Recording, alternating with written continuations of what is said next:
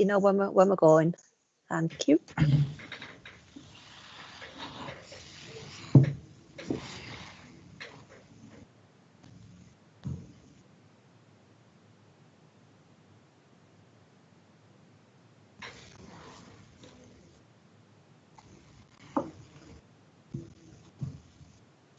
Yeah, well, okay, thanks.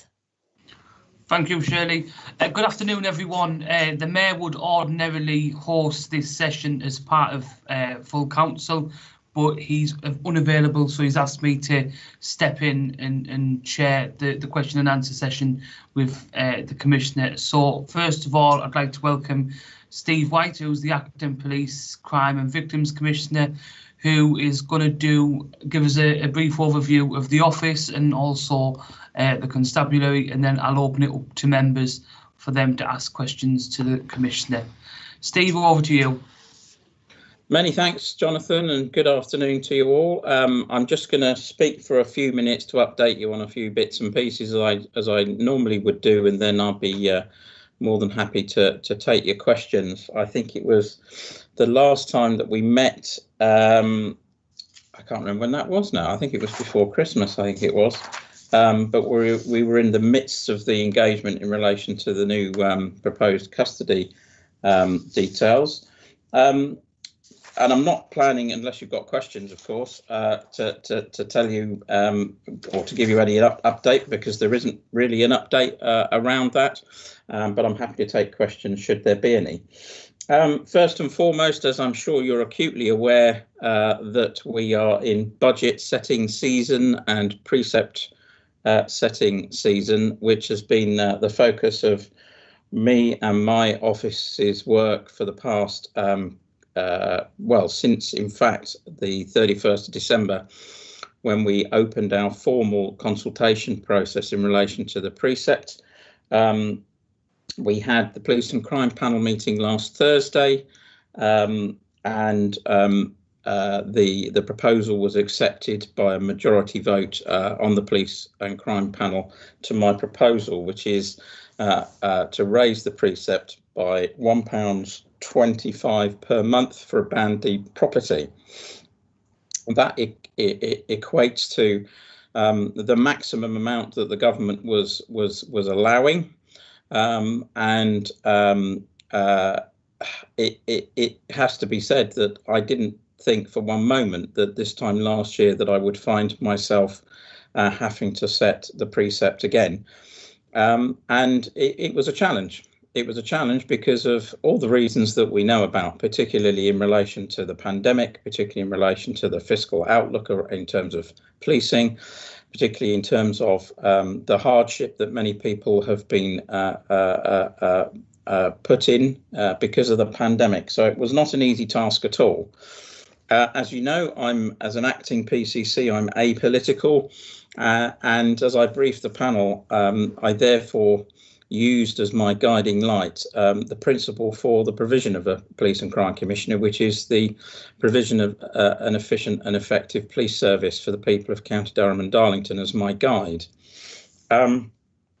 As a consequence of that and my deliberations, I wanted to ensure that there was something very tangible that the office could hold the force to account for over the next 12 months should there be that increase. And as I say, that was approved by the Police and Crime Panel last week.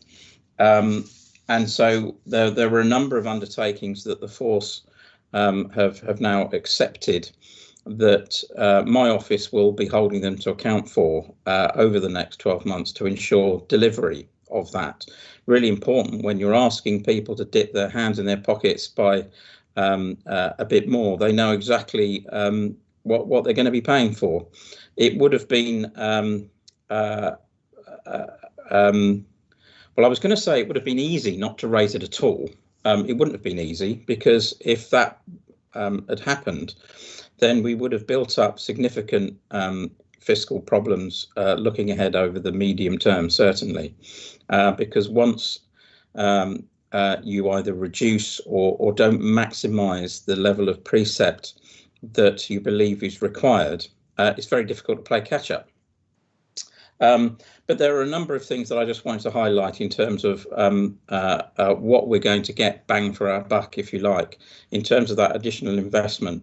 But this is all against a backdrop of a continuing very difficult and challenging fiscal period for policing, as it has been for the last 10 years, effectively. But despite the continuing uplift in recruitment that the government has announced, and we are furiously recruiting, the additional 220 officers that we will be recruiting across the force will still put us several hundred fewer than we would have had 10 years ago. So there continues to be significant fiscal pressures on the force, particularly at a time when demand has increased over the past 10 years as well. But so what is the extra £1.25 mean? So there's a number of things. Firstly, in terms of the recruitment and the national uplift, it means that we're going to be able to recruit between 10 and 15 police officers ahead of that schedule. And the reason that I think that is particularly good and encouraging is whenever I engage with certainly elected officials, but also members of the public, the key thing that they talk about is visibility. It's about having officers on the street. And so if we can accelerate that to provide greater visibility, then I think that's important. And so we will be doing that. The other important thing that we're going to be doing is that, of course, the 220 additional officers are brand new recruits. But one of the things that the force is going to do is we're going to look to recruit transferees. So fully trained officers from other forces to come into Durham. The one thing that does mean is that, of course, it means that we don't have to spend 2 to 3 years, depending on their qualifications, as a new entrant, training them to get them up to speed. But the negative side of that is that they are more expensive than a new recruit. However, experience is something of a premium across the police service at the moment, particularly at a time when you're recruiting as a whole an additional 20,000 officers. That's 20,000 brand new officers. And of course, you're losing those with experience. So that's one of the things that the force is going to be doing. The other thing that I constantly hear when I go visiting and talking to people in local communities is the very strong support they have in relation to police community support officers, as I'm sure you're all aware, and the excellent work they do.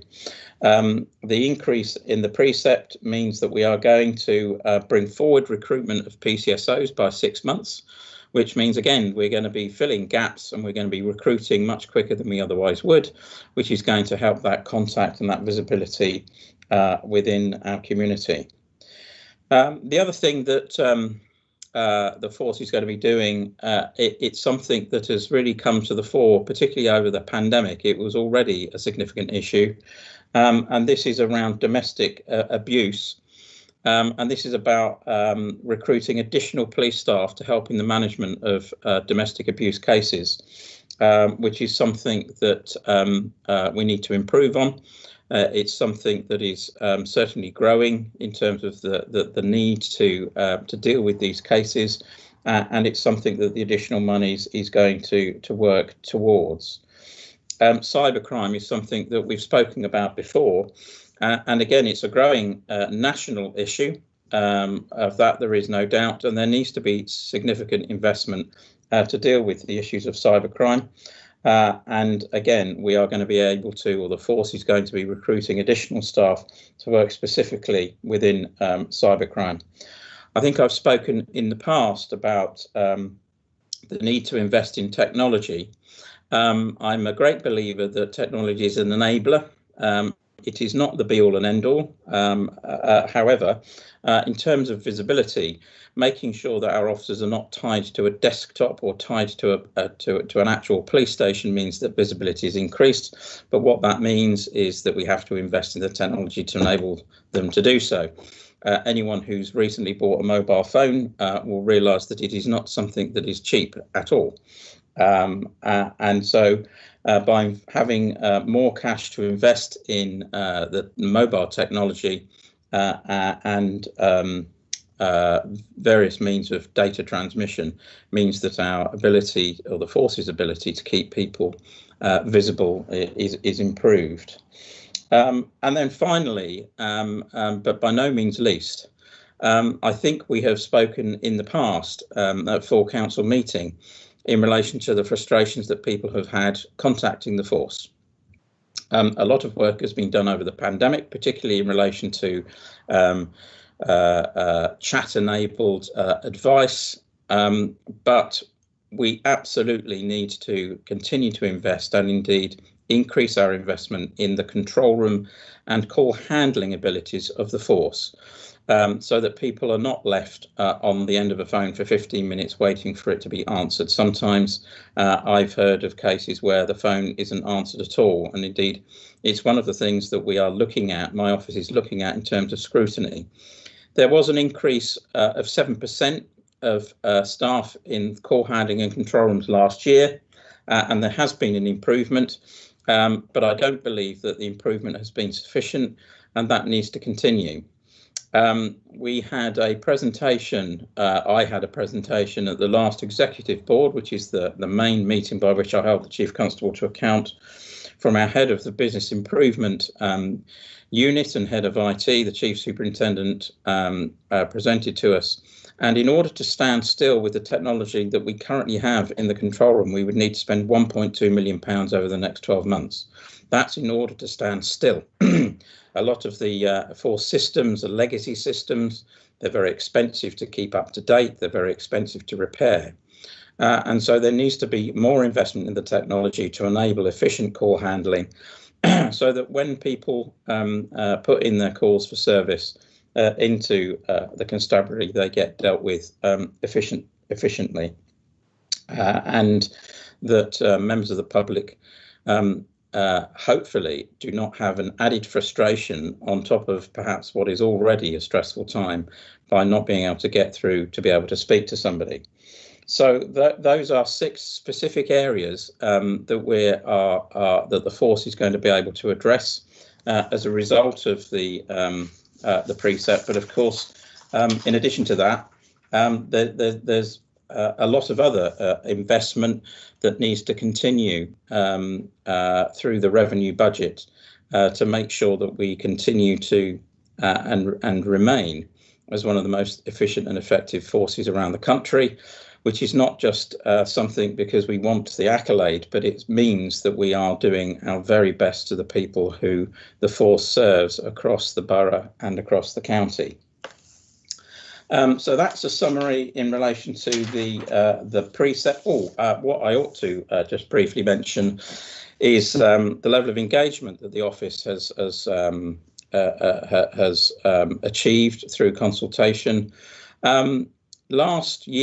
This time last year, we embarked on a consultation process in relation to the precept and managed to increase our uptake in terms of people giving their views by over 400%.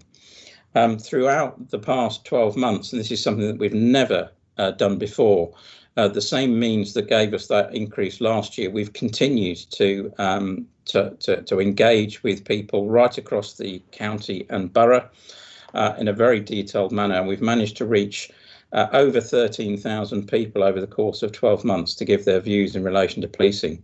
That feeds into my office independently of the force, and is a very, very useful tool in terms of holding the force to account. And certainly next year, later this year rather, with the elections and a new PCC being elected, is going to be extremely useful in terms of being able to identify people's local priorities and being able to put that into a new police and crime plan. Overall, it was even Stevens in relation to the responses around the precept consultation. It was round about 40% who was supportive of an increase, 40% against an increase, and 20% who didn't know. That's a basic summary. Of those that said they were prepared to pay for an increase, there was in fact something like, I'm just trying to remember the figures, nearly 10% who were prepared to pay more than the proposed £1.25 per month increase. But that would have required all sorts of complicated things to achieve. And in any case, it wasn't something that I was considering. So that fed into my decision-making process, and indeed the full details of that consultation was presented to the Police and Crime Panel in terms of the people that we've reached and the views that they gave. So that's the precept. I'm sure that you're all aware that end of last week, the government gave a very firm commitment that there would be local elections as scheduled in May. And of course, that includes the election for the Police and Crime Commissioner. And so feels a little bit like deja vu to a certain extent in terms of the office now preparing the way for that election. And indeed, we're in contact with the candidates that are declared thus far.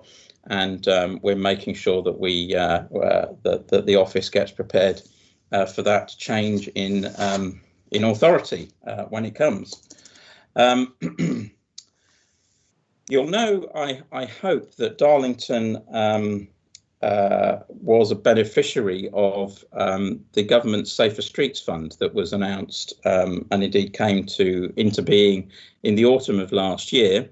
My office, the Force and the Community Safety Partnership put in a successful bid, which has been held up by the Home Office as an example on how to do this, to provide additional monies for target hardening in some areas in Darlington and also across County Durham. Indeed, we, as I think I've said before, received more money than any other area and force, which has been excellent. We have quite a nice problem to deal with in that, in fact, because of government rules, we have to make sure that that money gets spent before the end of this financial year. It's looking to be a little bit of a challenge, but we're going to do our best. I have lobbied the minister. It's one of the peculiarities, as I'm sure you're aware of government, that monies have to be spent within a certain amount of time, which perhaps sometimes seems a little bit daft. But despite my canvassing of the police minister, it looks as though there isn't going to be any flexibility in that. But I'm still confident that the vast majority of the funds that have been allocated to us will get used. But, and importantly, last week, the second scheme for safer streets was launched by the government for this financial year, or this coming financial year. We've got 6 weeks in which to prepare a bid. And certainly one of the things that I'm very keen to look at, and my office and people from indeed the county council and the borough are now working hard on that bid. And one of the things that we're looking at, I've already had conversations with Councillor Dalston, is around investment around CCTV in Darlington. And I just wanted to speak very briefly about that. When I say CCTV in Darlington, I don't mean replacing what you've got now with a like for like. What I envisage, and we've got to have more and detailed discussions around this, is something along the lines of what's called a smart city, where everything from a technological perspective is shared and accessible for those that need it. And it's a different way of doing things. It's a different way of enabling community safety organisations, the police, whether it be the NHS, whether it be other agencies, to enable access to the data that there will be there, whether that be cameras, whether that be geographic locators and various things of that nature. I think this is something that could be really exciting. I think Darlington is a perfect, could be a perfect, I was going to say test bed, but this is something that in fact across the world is beginning to happen. I don't think there's many places in the UK that are using this smart city concept yet, but it is something that certainly I think could really be beneficial to Darlington and indeed to us as a police service and making use of it. And that's something that not only will be applying for funding from the Safer Streets Partnership, I hope, but also I've set aside money in my commissioning budget as well to be able to invest in that. So it's very early stages. There's an awful lot of work to do, but I'm certainly confident going on past experience in terms of our success with these bids that that we should get a very positive outcome there. And then finally, I wanted to touch briefly on the review into PCCs, which was due to be announced tomorrow by the government. It's now being pushed back, unfortunately. When I say it's being pushed back, it was due to be announced in November. It closed in September last year, and for all sorts of reasons, I'm not quite sure what, it's been put back. We were anticipating it to come, as I say, tomorrow, but that now isn't happening. I literally had an email this afternoon. And that PCC review is going to be quite formative in terms of the next few years. It's about strengthening governance and accountability. It's about looking at police and crime panels. It's also about looking at reach of responsibilities for PCCs. For example, the fire service. We're one of the few areas across England and Wales that have a shared co-terminosity between a fire service and a police service. And if I was a betting person, and I'm not, I suspect that the government would be keen for that to be looked at. However, there are no plans at all.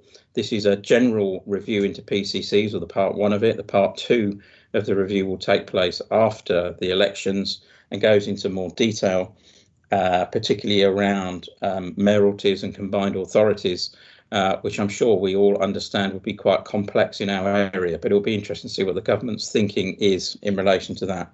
So we await that review, and certainly I'll be able to brief members on it once we've had it and have digested it. So they're the four things that I just wanted to update you on. And I'm now happy to take questions on any subject at all, except sport. Thank you, Steve. Just before I bring Councillor Johnson in, just to extend my thanks, particularly with the Safer Streets Fund, because I know your office have put an extreme amount of work into securing that funding, and I know, having spoke to the councillors and members of the public, it is really having a positive impact in that area. So just to put my thanks on record. Councillor Johnson. Thank you, Chair. Afternoon, Steve. Afternoon. Some constabularies have an online procedure for reporting crime. I don't know whether it's nationwide or it's limited to one or two. I don't know whether you are considering that in Durham. Okay, so now this is a really interesting question, because I was contacted by someone in the village where I live who was having problems, and this is a couple of things for me, having problems getting through to the force to report the crime. And then when they couldn't get through, they tried to report it online and they couldn't figure that out at all. I understood that we did have an online reporting system, and in fact, it appears that we do. But I had to go all the way to the head of IT to ask them about it and its accessibility. But it's done via our online chat facility. Bottom line is we need to be much better at allowing access to people to be able to potentially report crime online. But of course, we need to make sure that there are the back office resources to be able to deal with that and to appropriately sift it. The current system via online chat is, when I say it's online crime recording, it isn't really. You're just effectively, instead of talking to someone with your voice, you're doing it via a keyboard, and then they put it into the crime format. So it's not really direct reporting. Some forces do have that. it's definitely something that I think we need to look into. But one of the things that I think is important to remember is that, of course, particularly the most vulnerable in society probably don't have the facility to report things online in any case. So whilst it will be good for people who would find that convenient, some people find online shopping convenient, some people don't like it. Whilst I think it would be good to be able to make sure that we have the systems in place to be able to do that, we need to make sure that they're streamlined. We need to make sure they don't impact adversely on the resources that we have. But we also need to make sure that we can invest to enable people to be able to report it in a more traditional way. So we sort of do is the answer, but it needs to improve. And that was certainly the conversation I had with the head of IT, that, when I tried to do it just to have a look for myself, I think I'm reasonably bright and I couldn't figure out how to do it either. And so they've taken that away, but there needs to be some more investment in that. Does that answer your question? Yes, thanks very much, Steve. Thank you. Councillor Snedker. Thank you very much. Mine was just a follow on from Councillor Johnson's question there. I too tried out for a resident to report online and found the same problems there, and the online chat.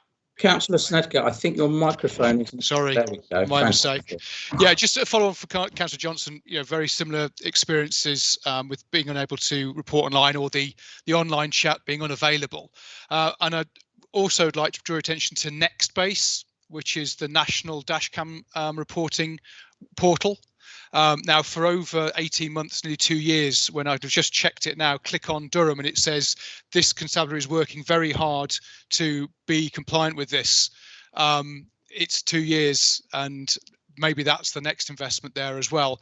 And I take on board the idea of streamlining, because the other constabularies I've spoken to on this one, Essex and Surrey, were talking about the sheer volume of work that it's generated, meant that they then found it very hard to sift through the workload. So I understand the reluctance to generate a huge amount of work, but it is something that now the public are expecting to be able to do. And we've seen it working in other parts of the country. So it's something I'd like to see us be able to benefit from if possible. Yeah, absolutely. I agree with those comments. And interestingly, the engagement tool that we've used over the past 12 months with those 13,000 responses gives a very clear steer, excuse me, that the single biggest issue that is raised as people wanting the force to deal with is roads policing and traffic issues.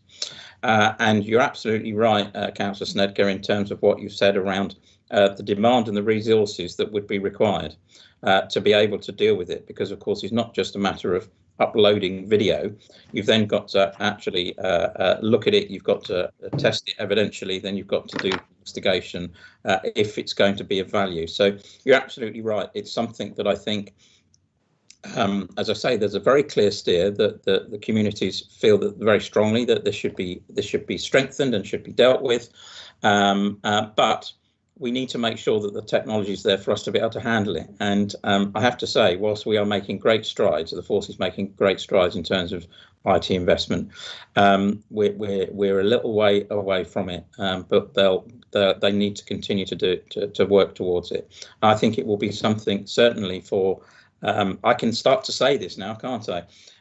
It's certainly something that the new PCC will have to look at very carefully, and I'll be giving advice on from my holiday in Barbados, perhaps. I don't know. Okay. I'll just bring Sweetie in from your office. Yes. Sweetie, you're not going to ask me a difficult question. No, I just really wanted to give Councillor Snedker and all the other councillors some reassurance.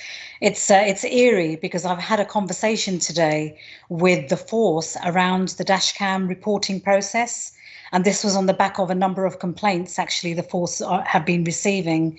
The biggest issue being the statutory 14-day time limit for serving notices of intending prosecution just became like a little bit of a retrospective kind of exercise.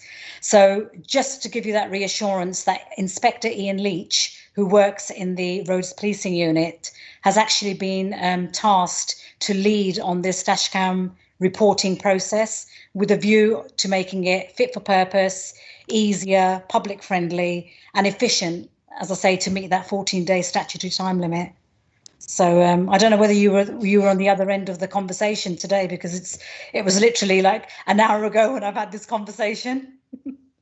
I wish I could claim credit, but it's just something I've been pushing at for a long time. It's just, yeah. I know residents say that if there's any situation where you feel your life at threat, where you then have nowhere to go, and they feel that if anyone had come at them with a hammer or a knife, then but if someone comes at them with 2 tons of machinery on the road, it seems to be that's one antisocial activity which isn't really dealt with at the same level they would like to see from a police force. So it's good to hear that that's coming forward. Thank you, Councillor Snedker. I'll bring in Councillor Tate. Thank you, Chair, and good afternoon, Steve. I just wanted to ask a question around the smart city that you touched on. Yeah. Part of the Darlington Town Fund, one of the projects within that is going to be enabling the whole town centre with Wi-Fi. Is that something that you think will develop the smart city project or enable it? Yeah, well, certainly that's part of it. So the sort of vision that I have is somebody sees something happening in Darlington Town Centre. They put a call into the police service. The police service then has the technology to instantly access that individual's camera on their phone so that they can show the operator what's happening. In addition to that, the software will tell the police operator what CCTV belonging to what organisations is available on the Wi-Fi network. It will be able to identify and pinpoint the location using Wi-Fi signal, and then the operator will be able to potentially use the other technologies and CCTV to be able to monitor that situation, to be able to communicate with our officers, and indeed probably transmit that the what you can see using the CCTV to those officers who will be attending the scene. That's the kind of technology that we're talking about, and all of this stuff will be done not in the traditional way of CCTV with cables and digging up roads and goodness knows what else, but it'll all be done over the internet and Wi-Fi technology. Yeah, so that project that's being delivered from the Towns Fund would probably be beneficial to that project as well then. I'm sure that it would be. Yeah. Thank you. Thank you. Councillor Holroyd. Thank you very much. I just wanted to, on the issue of target hardening, I know that one issue that can improve things is also improving community overlooking and community engagement in the area. Now, I've just come straight from that presentation about the eyes and ears and the what was it called, Confidence Academy one, and it sounds like they really could work together to get people reporting things. And I know that criminals, as well as having walls put in front of them, it's getting more people out and about and active in the community, so that people are afraid to come and commit crimes in a certain area, rather than just building walls, getting the community engaged. And I really hope those things can work together in I don't know if that will help spend the extra monies in time before the end of the financial year. Yeah, well, one of the drawbacks about these government-sponsored schemes, if you like, is they come with all sorts of strings attached in terms of what you can and can't spend the money on. But in terms of the principle, you're absolutely right. What this is about is increasing confidence in our communities. There's nothing worse for me, which is one of the reasons why I wanted to invest in the control room and call handling, to having a system where people are unable to report stuff because they can't get through and they haven't got the time and they give up. Because unless we know as a service where the issues are and what the problems are, how on earth can we deal with them? And of course, that's a key thing around confidence. And you're absolutely right in what you describe.